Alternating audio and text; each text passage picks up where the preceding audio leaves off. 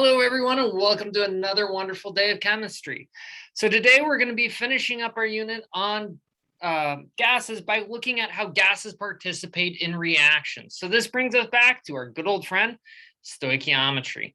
So one of the very reasons why we cared about gases to begin with was the idea that gases, well, they take part in chemical reactions, and plenty of reactions take place solely in the gas phase. So one of my personal favorites, and this is a quite ubiquitous reaction, is the Haber-Bosch process. So the Haber-Bosch process is how we produce synthetic fertilizers. So we go ahead and we take nitrogen from the atmosphere and hydrogen, which is produced from natural gas and consumes about 10% of our fossil fuels every year to produce ammonia, which can then be brought down into the liquid phase to make fertilizer.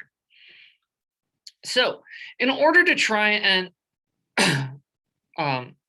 one of the things we can do here is we can determine the amount of products from a reaction like this, as long as I know the volume of the reaction vessel, the pressure, and the temperature of the reactants. So if I know the pressure of both of the reactants, I can figure out the number of moles, and I can then use this to figure out the moles of gas produced. And this kind of ends up showing us how we can perform real stoichiometry. So I can use the ideal gas law to go from, say, pressure of nitrogen to moles of nitrogen. Once I got moles of nitrogen, I can figure out moles of ammonia that will be produced.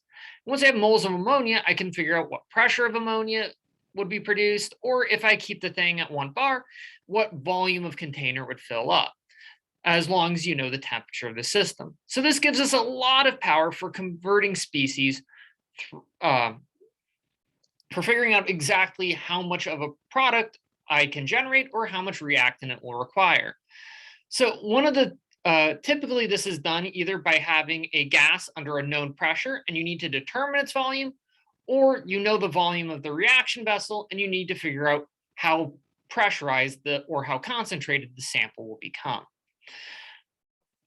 So one of the common variants that is typically used is I'm going to mix 2 different gases of different volumes, but at the same temperature and say at atmospheric pressure to generate a new product species. So you can imagine combining, say, a balloon of nitrogen and hydrogen.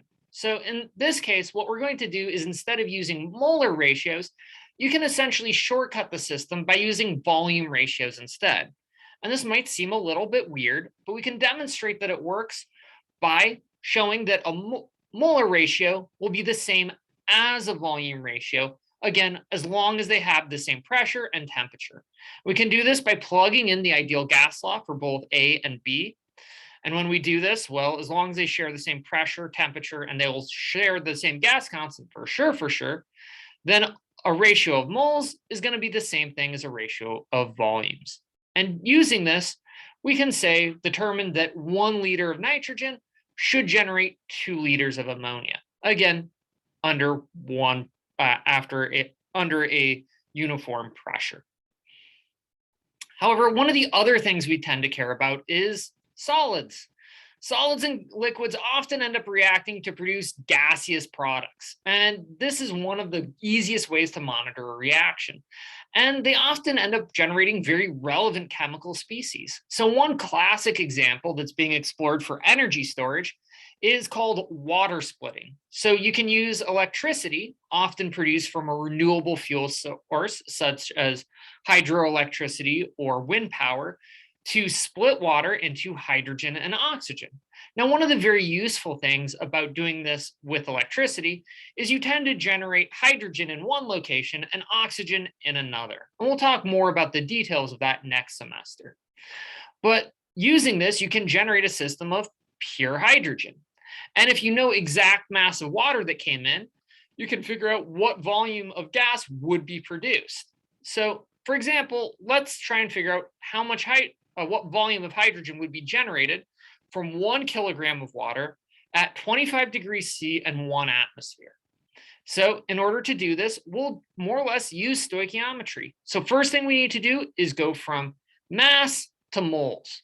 Always go to moles first. So we can turn our mass into grams of water, and then from grams to moles of water, And then 2 moles of water will produce 2 moles of hydrogen.